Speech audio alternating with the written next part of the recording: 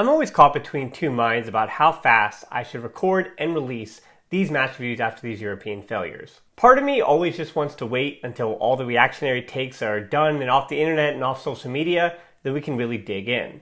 But the other part of me also always wants to, emotionally especially, just rip that band-aid right off. What I will say before we get into the headlines is very much like the Champions League with Araujo and Christensen out.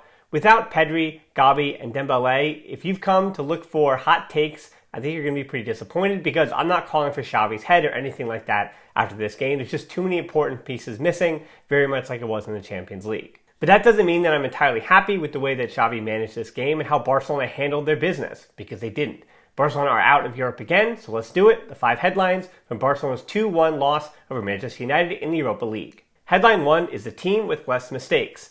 I know it sounds really cliche, and Europe winds up being a lot of cliches, because you have commentators especially. I think it's the main reason. As a broadcaster myself, we're going to get into the weeds. I'm going to try to distract a little bit at the start, but as a broadcaster myself, I can tell you, when you're doing two teams that you haven't seen a ton of, you wind up really relying on cliches like, oh, a team with less mistakes can win, or Europe is this kind of competition with this kind of physicality and these kind of rules, and domestic campaigns are like this. And you just wind up making these hard and fast rules that don't necessarily apply, and nuance kind of goes out the window. And I do feel like relying on a cliche here with the teams that I've seen a plenty of is that, yeah, in Europe, it is about making less mistakes more than it is about just being the more dominant side and the better team and taking what's yours. Because both teams are really, really good. We've seen the same thing with other European classes so far. With the exception, I think, of that Napoli match, all these games in the first 15 minutes or 20 minutes are up for grabs in Europe, in the Champions League and Europa League. And it's not the team that takes control of the match that generally wins it, and Real Madrid being, I think, an exception against Liverpool, but it is about the team that is making fewer mistakes and is kind of surviving and taking their opportunities, as small and few as they may be. To me, the moment from this tie that I'll remember, and remember here, I was on this podcast and started this show when Dembele missed against Liverpool. And that image is etched into my mind forever. I think as that replay image of Roberto and Kessie being as close to De Gea's goal as they were, when they could have put Barcelona up 2-0. And that's an entirely different game that I trust Barcelona to wind up not wilting on and being able to come out with a victory from. Because some of Barcelona's most important players, De Jong, who was just fantastic tonight, and then Busquets barely got a foot wrong for the entire game. But it's Europe, so you're only going to remember that one moment. Even though he was never dispossessed, he was a major reason why Barcelona front foot in the first half, and yet people will not forget how he was unable to clear the ball for the first goal, which did turn the tide. It seemed to change the mentality. It seemed to remind people that Barcelona don't necessarily have a killer instinct in Europe, and that's, I think, kind of an understatement, and Busquets has been a large part of that for the last decade. And unlike other European matches where I feel like Barcelona got blown off the field, looking at you, Bayern Munich, this is one of those frustrating ones when I thought it was two good teams that not only did both Manchester United and Barcelona probably deserve to be farther along in this competition, but both also deserve to be taking this match on in the Champions League. And no disrespect to the Europa League, but for this kind of fanfare and the attention that the Europa League gets compared to the Champions League, I think more eyes should have been on this clash of two titans. Because De Jong and Balde tonight played at a Champions League winning level. They were that good on the evening for me. Both of them just fantastic and clearly a part of what Barcelona's winning success and winning formula is going to look like as they try to enter Europe next season. But because Barcelona are disappointed and Kool-Aid are disappointed again in Europe, I always try to be honest and transparent here. That there's a lot of people, and maybe yourself included, who are going to tune out because Barcelona are out of Europe and it's only February.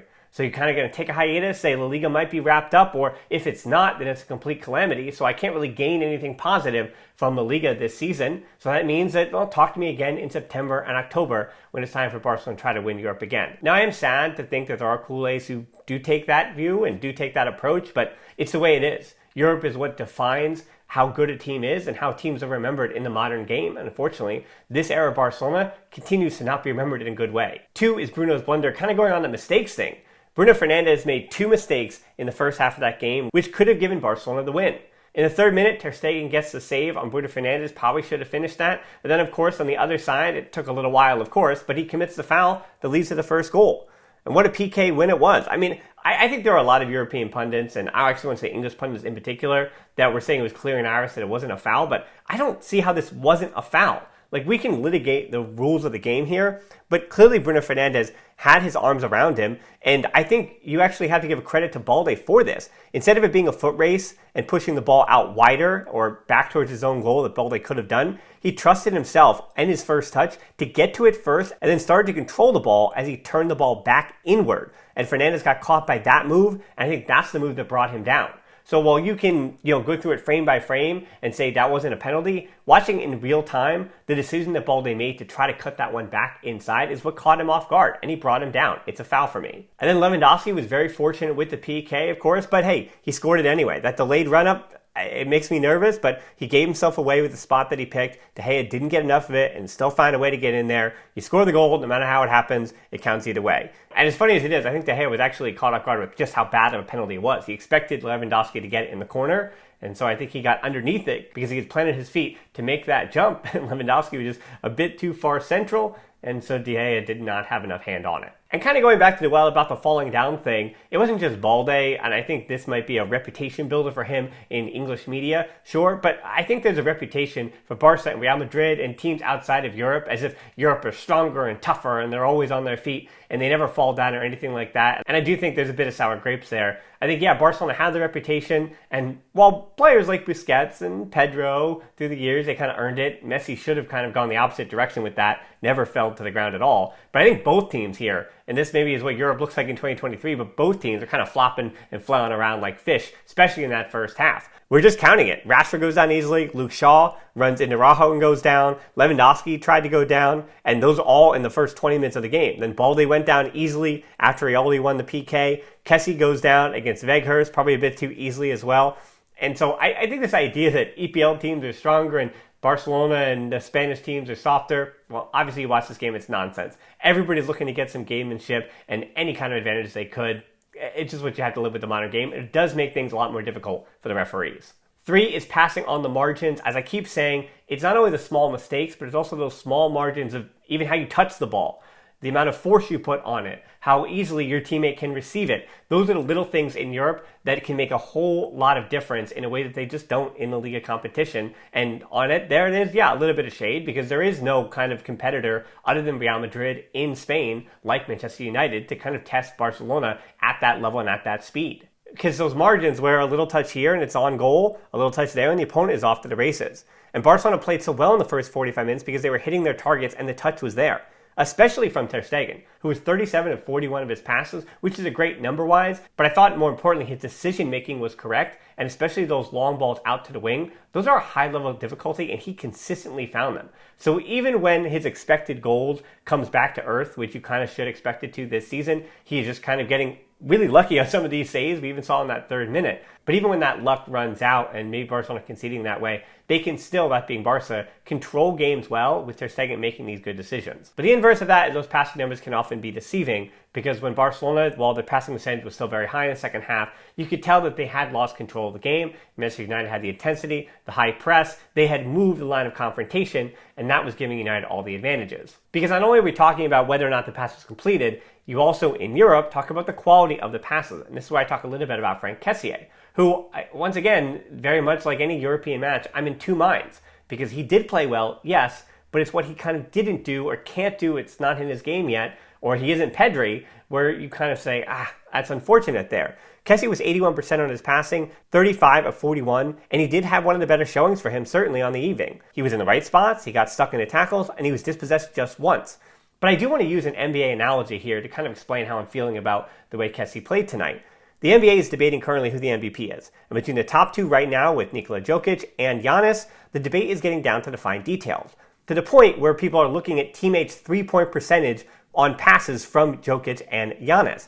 And while that decision alone or that detail won't decide the MVP, it is important that people are talking about this because now you're noting that Giannis' teammates are shooting something like 30% or less on his passes, while Joker's teammates are near the high 30s and low 40s on three-point percentage. The counting totals aren't that different. Well, yeah, Joker has the ball a lot more, but their counting stats aren't that different offensively, but the quality of their passes is a huge difference for their teammates. And so I do go back to thinking about Kessié with this. His ideas and work and movement were all good tonight. But unlike Pedri, he was thriving while not really raising the ceiling of his teammates.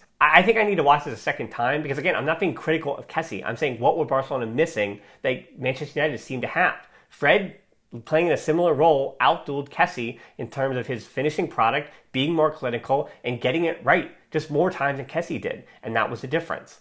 And I do kind of feel the same way about Roberto. It's funny because I thought Kessie was good, and I don't know if Barcelona win by replacing Kessie with Gavi in the same spot. It might have been the same result. But if you replace Gavi with Roberto, I think Barca win.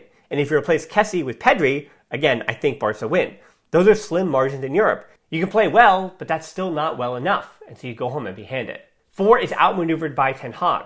People question the starting lineup. Was there a problem with the starting lineup? I had mentioned on Barca blog in an article I wrote yesterday that there were 3 options that Xavi had. And I thought in order, 1, 2, 3, Ferran Torres would get a start on the left, what we saw to kind of close the game out. But instead, Xavi went with option number 3 for me, and that was keep the system, but change the individuals. We already talked about Kessie and Roberto trying to do their best Gavi and Pedri impressions. And I already talked about that one moment in front of goal. But I will defend Xavi's decision on the starting 11. He went with the formation where Busquets and De Jong have been at their best, and that back line has also been at its best. And through 45 minutes, it seems like he accomplished all those things, with Barcelona leading 1-0. The problem obviously came when United made their changes. And those second half changes that Ten Hag had, there were none for Barca. Weghorst came off for Antony, Sancho goes to the left, Rashford now through the middle, and that paid off for Fred. Rashford's mobility started Barca's high line in just a little deeper of a starting spot, pushing it back to almost a medium block to begin that second half. And that also put Barca under instant pressure. And for Xavi, good and bad, because the bad is that he wasn't prepared for that change and he didn't have his team ready to deal with that intensity and pressure that he should have expected at Old Trafford to start the second half. But to kind of take it off of Xavi's plate is that even in that medium block for that first minute of that second half, there was a number of players, a ton of players that didn't deal well with the pressure. And this is more of a player thing than a manager thing. And don't give me about reputation about throwing players out. Yeah, Koundé wasn't great tonight, but between Koundé, Araujo, Busquets, Kessie, Rafinha, one of those 5 should have cleared that ball on the first goal. And for the rest of the game, all 5 of them cleared pretty much every other ball that they had to. So you should have expected the same in that moment. It just didn't happen.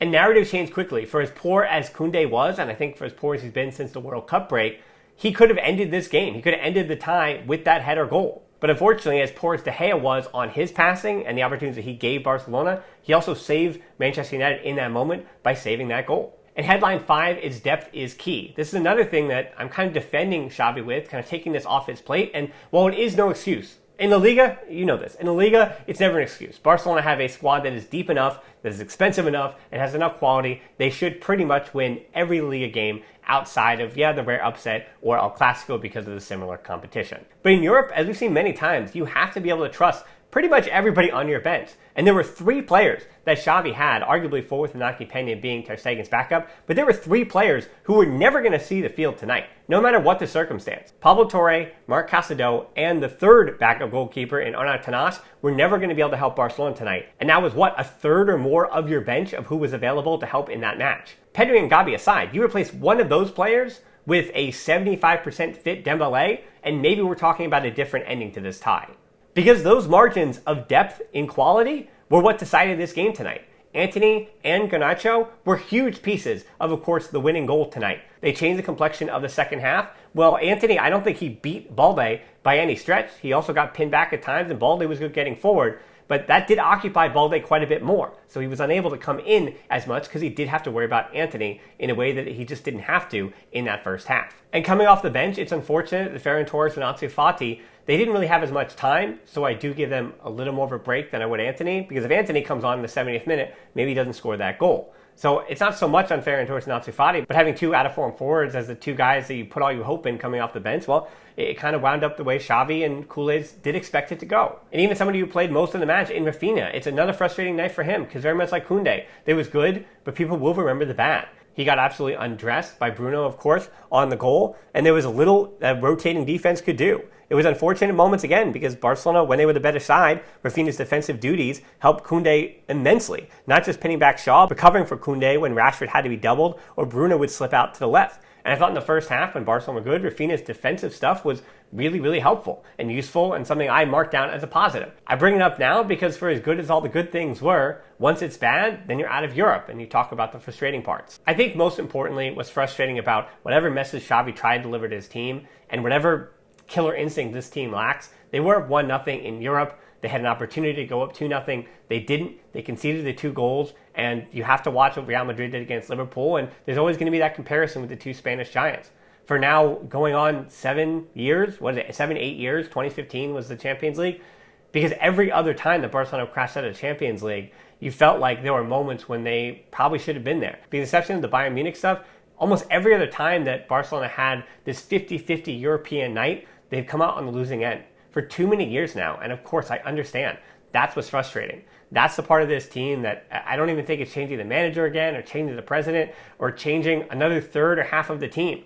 Little by little, this team is going to have to build that. They're going to have to figure that out. And they're gosh darn it going to have to keep everybody healthy for Europe. Because they're going to need, especially if they are continuing to be in financial trouble for the next few seasons, they're going to need all of their most important players for Europe, or this is going to keep happening over and over again.